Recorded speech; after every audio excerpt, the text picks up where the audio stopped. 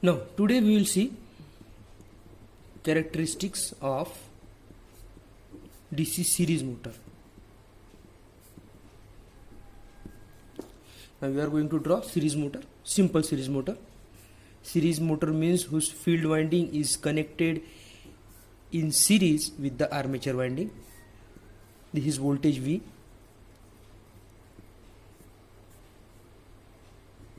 IaRa.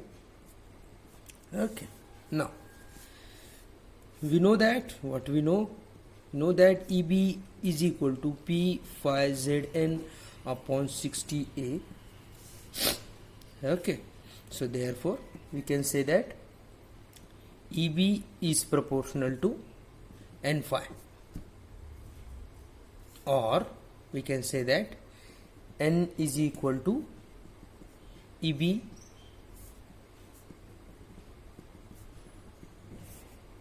by phi. Okay. But in series motor मध्ये काय असते एक एक्स्ट्रा आपण काय बघितलं होतं EB is equal to V minus IaRa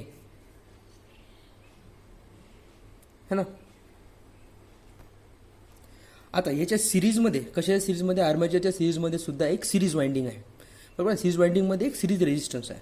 we can add it here EB is equal to V minus IaRa plus RSE का, कारण की सिरीजमध्ये आहे म्हणून बरोबर आहे ना. EB back EMF voltage armature current, RA means resistance of armature आणि RSE म्हणजे resistance of field winding. Done. Now when we consider this equation, so therefore N is equal to, आता EB ची व्हॅल्यू आहे ही put up करायची, V minus IaRa plus RSE divided by phi. Now initially जेव्हा आपण motor start करतो तेव्हा आपण neglect करू. काय निग्लेक्ट करू? We neglect IaRa and RSE. म्हणजे सगळ्यात पहिले आपण निग्लेक्ट करू रेजिस्टन्स ऑफ आर्मेचर आणि रेजिस्टन्स ऑफ सिरीज वाइंडिंग बरोबर आहे. रेजिस्टन्स म्हणजे इनिशियली आता तुमचा करंटच काही नसेल, तुमची मोटर स्टार्टच एकदम म्हणजे लो स्पीडवर किंवा नो स्पीडवर स्टार्ट होत असेल तर त्याचा रेजिस्टन्स काहीच नसेल. So we are going to neglect it. We have to assume या दोनना निग्लेक्ट केलं म्हणजे आय सुद्धा निग्लेक्ट होऊन जाईल. So we can say that N is equal to V by phi. Okay. N is proportional to voltage and N is inversely proportional to flux. So from this equation we can say that N is inversely proportional to the flux. Okay. But in series motor Ia is proportional to phi. हे लक्षात घ्यायचं. Shunt मोटरसाठी काय आहे, series मोटरसाठी काय आहे हे तर आपण तुम्हाला सांगितलं. इथपर्यंत कसं आलं ना. We have to consider Ia is proportional to phi. हे स्पेशली डीसी शंट मोटरमध्ये when flux is directly proportional to Ia. So putting this in this equation we can say that N is inversely proportional to Ia.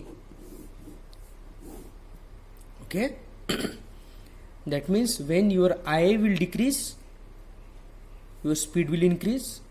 When your Ia will increase, your speed will decrease. When your Ia is increased, your speed will decrease. That means your speed is inversely proportional to the armature current.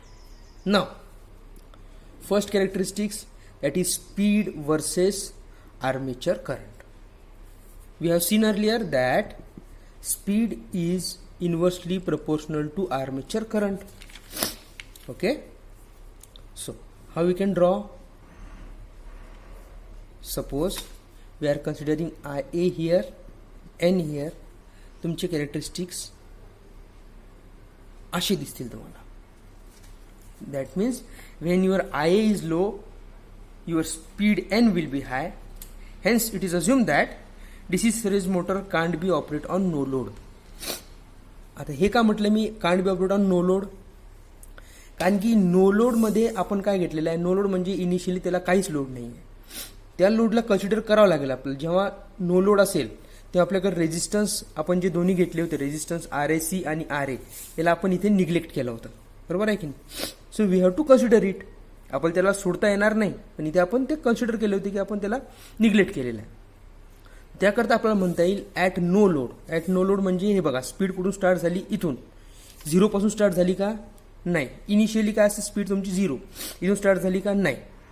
बरोबर आहे. पण इथे काय म्हटलं मी आता की no लोडवर तुमची मोटर होणार नाही. म्हणजे त्याला लोडच नसेल तर इथून स्पीड तुमची रन होणार नाही. इथून डायरेक्ट स्पीड तुमची अशी येईल. म्हणजे जेव्हा तुम्हाला लोड दिलेला असेल तेव्हा स्पीड अशी असेल आणि तुमचा आय असा कमी होत जाईल. स्पीड जास्त आय कमी, आय जास्त स्पीड कमी. Got it? Okay. Then next, torque speed characteristics. Torque armature current characteristics. आता आपण पहिलेच बघितलं होतं की torque is proportional to phi I A. In case of DC series motor it is torque is proportional to flux into armature current. Okay, हे आपल्याला माहिती आहे. पण अजून एक आपण गोष्ट बघितली होती की I A is proportional to flux, है ना, बघितलं होतं ना आपण. So put this into equation we can get that T is proportional to phi म्हणजे काय I into I A. So we can say that torque is proportional to I A square. बघा परत सांगतो, torque armature current characteristics घ्यायचे आपल्याला. आपले equation माहिती आहे torque is proportional to phi into I a. बरोबर, हे तुमचे युनिव्हर्सल इक्वेशन आहे. ठीक आहे. But in series motor we know that flux is proportional to I a. ठीक आहे. आता flux is equal to armature current असं सुद्धा आपण म्हणू शकतो. आता ह्या दोघांपैकी एक व्हॅल्यू आपण इथे टाकली, फायच्या ठिकाणी आपण आय ए टाकला. So we can say that T is proportional to I A square. ठीक. त्याचा ग्राफ कसा बनेल? This is I a, this is torque.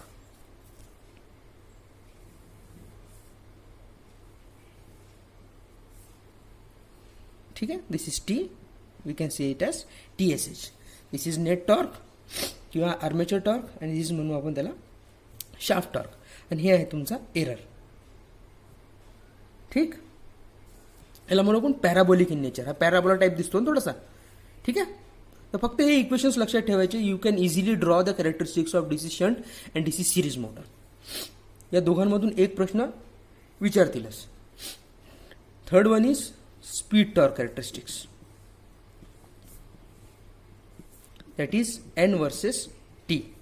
आपण डीसी शंट मोटरमध्ये बघितलं होतं स्पीड टॉर्क कॅरेक्टरिस्टिक्स आणि speed armature current characteristics same आहे, नियर अबाउट सेम आहे.